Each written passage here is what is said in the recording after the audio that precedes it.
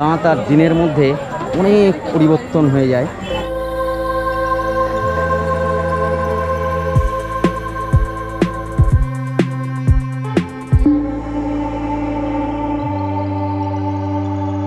क्या बोला? एक बार जिसको शमशान की हवा लग जाती है हाँ, तो उसको महल की हवा बेकार लगती है, बेकार लगता है। और इसकी हवा जिसको लग गई हाँ, इससे बड़ा नशा कोई नहीं है। कोई नहीं है। 500 रुपये আর এই করোনা থাকবে না, আস্তে আস্তে কেটে যাবে, মা কৃপা করবে, ঠিক আছে না? জয় গুরু জয়। তারামায়ের মন্দির থেকে এগিয়ে চলেছি মহাশ্মশানের দিকে। কিন্তু একে মহাশ্মশান বলা হয় কেন? কারণ কি? রহস্যই বা কী আছে? তন্ত্র সাধুরা কিভাবে সাধনা করেন?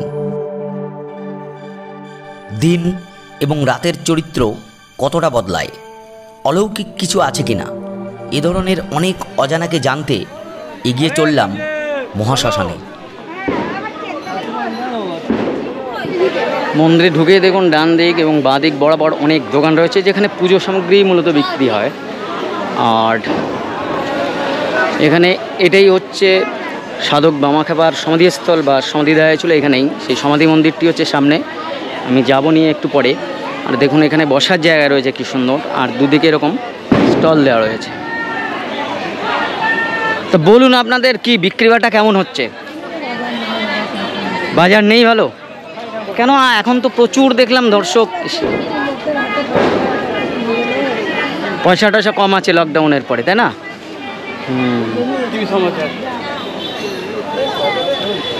এই দেখুন এই হচ্ছে বামাখ্যাপার সমাধিস্থল মন্দির যাকে বলা হচ্ছে। এখানেই সাধক এবং তন্ত্র সাধক এবং মায়ের একনিষ্ঠ ভক্ত বামাখ্যাপার সমাধি হয়েছিল কিন্তু এই শ্মশানেই, এবং এই জন্যই শ্মশান আসলে মহাশ্মশানের রূপ নিয়েছে। শুধু বামাখ্যাপা নিজে নয়, এখানে স্বয়ং ঠাকুর বশিষ্ঠ দেবও এসেছিলেন এবং এখানেই তিনি সাধনা করেছিলেন, যার জন্য এটাকে শুধু শ্মশান বললে ভুল হবে, মহাশ্মশান বলতে হবে। সাধক বামাখ্যাপা তিনি তার জীবন সঁপে দিয়েছিলেন মায়ের চরণে আর মানুষের সেবায়।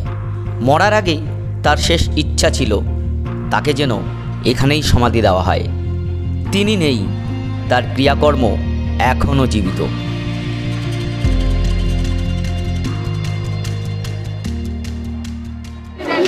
তা আপনি কিছু বলুন দেখে, কি বলবো বলো? এই যে বামাখ্যাপার সমাধি মন্দির সম্পর্কে আপনি কিছু বলেন, বাবা সম্পর্কে কি জানেন আপনি একটু বলুন, সংক্ষেপে বলুন। হ্যাঁ, বামাখ্যাপার সমাধির পাশে হ্যাঁ, পঞ্চকুণ্ডের আসন আছে। সে আসনটা কোথায়? আসনটির পাশে ওইদিকে? হ্যাঁ, এটা হচ্ছে তো মহামূর্তিকারীকে মহামণি বশিষ্ঠমণি হ্যাঁ, এই আসনটা প্রতিষ্ঠা করেছে। বশিষ্ঠমণি প্রথম এখানে বসেছিলেন, তাই না? পঞ্চমুণ্ড আসনে। তারপর সাধক বামাখ্যাপা ওখানে বসেছিলেন। এখানে বসে সিদ্ধিলাভ করেছিল। আচ্ছা, তা তার মায়ের চরণটা এখানে রয়েছে। ওইখানে রয়েছে। এখানে নানান রকম এরকম সাধু সন্ততিদের আবাস, যেখানে তারা থাকেন। এক নজরে তারাপীঠ মহাশ্মশানটি দেখে নিন। সাধক বামাখ্যাপার সমাধি মন্দিরের পাশেই রয়েছে পঞ্চমুণ্ড আসন, যেখানে প্রথম বসে সাধনা করেন ব্রহ্মার মানসপুত্র স্বয়ং বশিষ্ঠদেব। সিদ্ধিলাভও করেন। তার অনেক পরে বামাখ্যাপা এই পঞ্চমুণ্ডী আসনে বসে মায়ের দর্শন পান। পঞ্চমুণ্ডী আসন আসলে কি? 5টি মুণ্ড দিয়ে তৈরি এই আসন। মানুষের মাথা, গোখরসাপ, বেজি বা নেউল, শিয়াল এবং হনুমান বা বাদরের মুণ্ড। কিন্তু এগুলি সবই বলি দিয়ে আনতে হবে। কিন্তু মানুষের মাথা, তার কি হবে? নরবলি তো এখন হয় না। তাই অপঘাতে মৃত ব্যক্তির মুণ্ড কৃষ্ণপক্ষের গভীর রাতে কবর থেকে তুলে আনতে হবে। এরপর ধাপে ধাপে সাধনার পর সিদ্ধিলাভ সম্পূর্ণ হয়।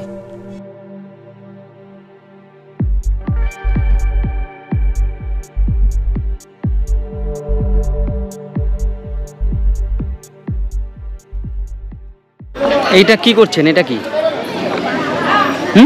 বলি দেওয়ার জন্য হয়েছে, তাই তো? তো দেখুন প্রচুর মানুষ, দোকানপাট, এবং দেখুন এইখানে দেখুন সব সাধু সন্ততিদের বসবাস। এই দেখুন কত মানুষ। তন্ত্র সাধক আছেন নাকি আপনারা? हाँ तंत्र साधक ना की अरे यार जो चाहो कर लो, साधु बना दो चाहे शैतान बना दो, आप तो मीडिया हो भाई। नहीं नहीं नहीं, इतना दिन से रह रहे हैं यहाँ यहाँ पे हैं आप? हमको तो यही पता नहीं कितने दिन, क्या हमको यही पता नहीं कितने दिन से हैं, हमें मैंने मालूम नहीं तुम्हें? हमको खुद पता नहीं है। खुद पता नहीं, इतने दिन से है माँ की इधर। गुड। क्योंकि पीछे क्या कर रहा है? एक बार जिसको शमशान की हवा लग जाती जब जब ध्यान कर रहा है, क्या बोला? है, एक बार जिसको शमशान की हवा लग जाती है हाँ तो उसको महल की हवा बेकार लगती है, बेकार लगता है। और इसकी हवा जिसको लग गई हाँ इससे बड़ा नशा कोई नहीं है। कोई नहीं है। 500 रुपए की दारू आएगी तो 2 घंटे में उतर जाएगी, हाँ। इससे आदमी बने का सिकंदर फिर हो जाएगा बेकार।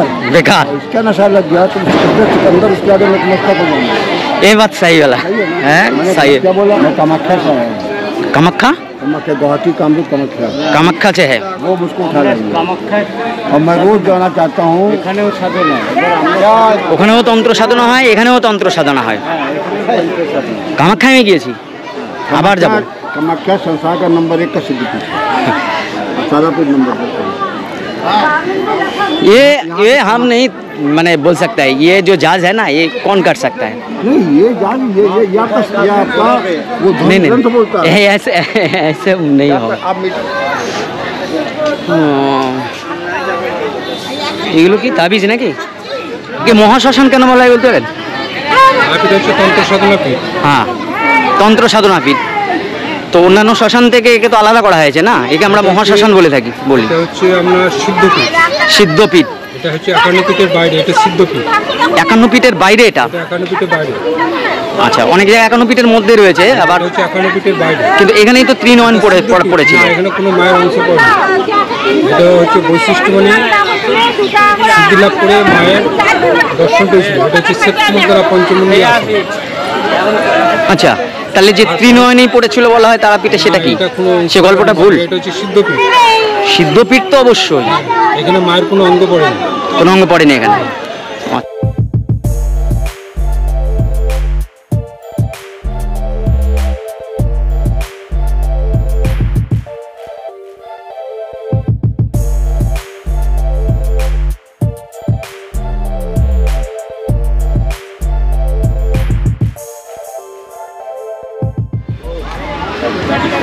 ये भी कामाख्या से आया है? नहीं नहीं, ये बाबा जूना आखड़ा से, कहाँ से? जूना आखड़ा से नागा बाबा है। नागा बाबा। हाँ। तो नागा बाबा ये शरीर में क्या है ये? মহাশ্মশান রক্ষা কমিটি, এটা হচ্ছে বিশ্রামের জন্য সম্ভবত। দেখুন যারা এখানে আসেন তাদের এটা বিশ্রাম কক্ষ, দেখুন কতটা ভয়ানক পরিবেশ যাকে বলে। এটা কি সাধু বাবা, এটা কি? শ্মশান মন্দির না, এখানে সমাধি আছে কারুর? দেখুন এদিকে সব যাদের প্রিয়জনরা মারা যান সব দাহ করার জন্য এই যে এখানে আসে। দেখুন একটা গাড়ি ঢুকে গেছে। তারাপীঠ মহাশ্মশানে ওদিকে আছে ইলেকট্রিক চুল্লি, এটা এখনো চালু হয়নি, করা রয়েছে, কিন্তু এইদিকে কয়লা আগুনে হোক বা কাঠের আগুনে এখানে দাহ করা হয়। তো সেই জায়গাটা দেখাচ্ছি আমি কাছে যাবো না, আমি দেখাচ্ছি। দেখুন এইখানে অলরেডি একটা মরা চলে এসছে, দেখুন এটাকে এখন দাহ করা হবে। তো সবারই ইচ্ছা থাকে যে এরকম মহাশ্মশানে এসে যদি তার শেষকৃত্যটা করা হয়।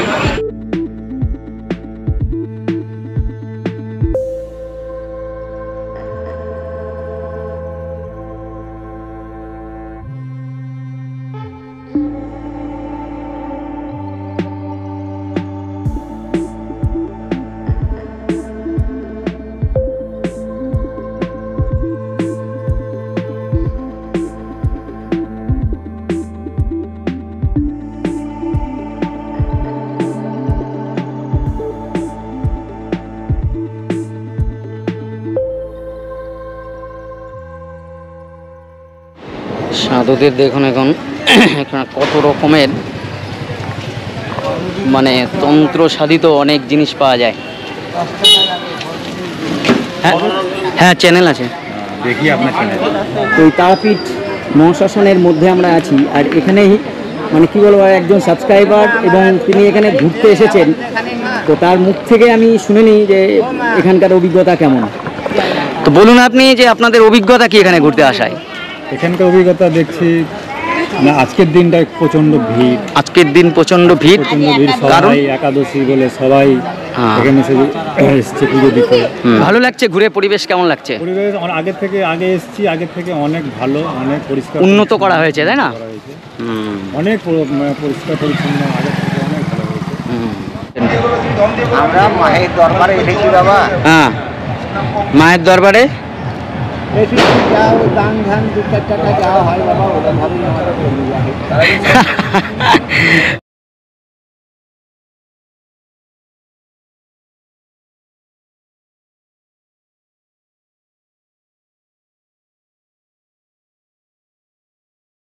তা বলুন কি খবর? হ্যাঁ, চিনবো না কেন, কি বলছেন?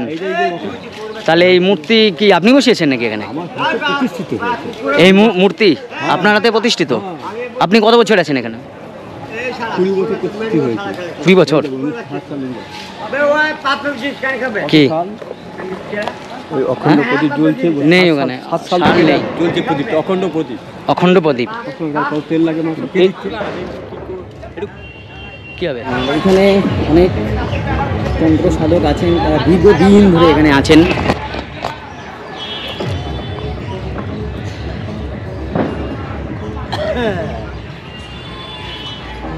এটা কি গো? এটা কি? এটা রুদ্রাক্ষর। রুদ্রাক্ষর একটু বের করা হয়েছে, তাই না? ও, আর এই সব কলকে ওগুলো তো বাবার থেকে। বাবার? এই যে সব রুদ্রাক্ষ ফল আছে, ফল থেকে ছাড়ি না। ও,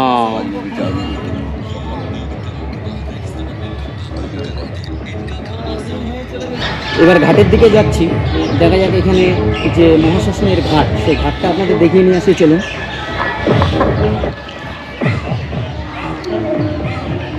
এই দেখুন, এখানে এই সব এখানে যজ্ঞ হয়, মানে আর আজকে আপনারা রাতের বেলায় পেয়ে যাবেন, কারণ হচ্ছে রাতে আজকে যেহেতু শনিবার, মহাশ্মশানের রাতের চেহারাটাই পাল্টে যায়। এই জায়গাগুলো আগে জঙ্গল ছিল, মানুষের মৃতদেহ এখানেই কিন্তু কবর দেওয়া হতো। আর পাশেই ঘাট, দেখুন দেখুন এখন এর অবস্থা কি পরিবর্তন হয়ে গেছে।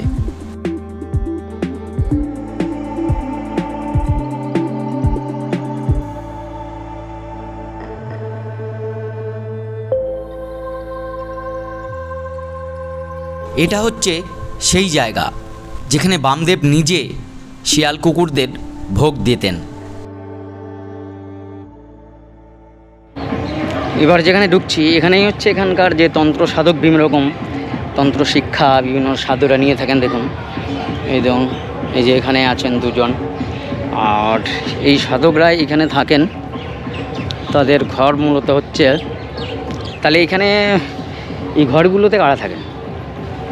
এই ঘরগুলোতে সাধু থাকে। সাধু সব সাধুরাই থাকেন আপনারা, তাই না? সব সাধু নাই, এখানে সাধু আছে।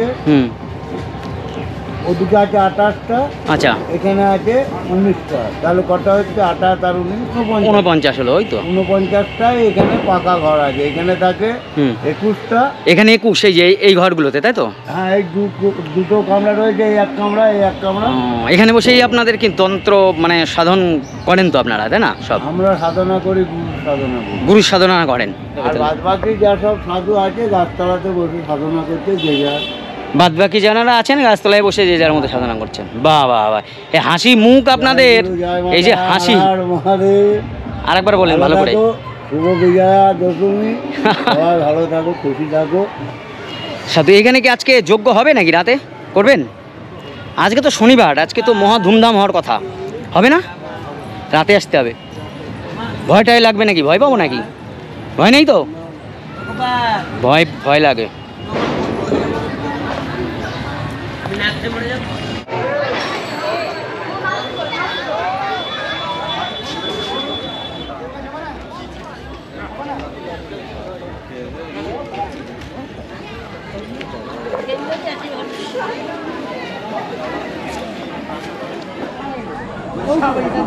তারাপীঠ মহাশ্মশানে রাতের বেলা দেখুন কি রূপ ধারণ করে। দেখুন, রাত আর দিনের মধ্যে অনেক পরিবর্তন হয়ে যায়।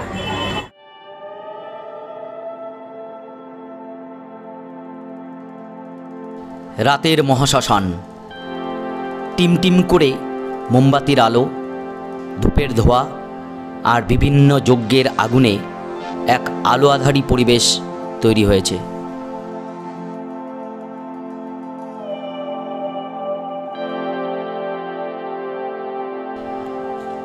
সত্যি ভাবলে গায়ে কাটা দেয়। রাতের অন্ধকারে আগেকার সেই ফাঁকা শ্মশানে বামদেব একা থাকতেন। তার শরীর মন একাকার হয়ে গেছিল। আসলে তিনি অন্য জগতে থাকতেন।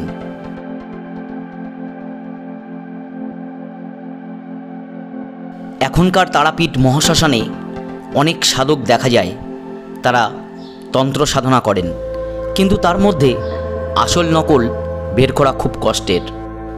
কিন্তু আজও প্রকৃত সাধকরা রয়েছেন তারাপীঠে, যারা রাতের অন্ধকারে এখানে আসেন। মূলত অমাবস্যার রাতে এদের দেখা যায়। এদের সামান্য স্পর্শেও পাল্টে যেতে পারে আপনার জীবন।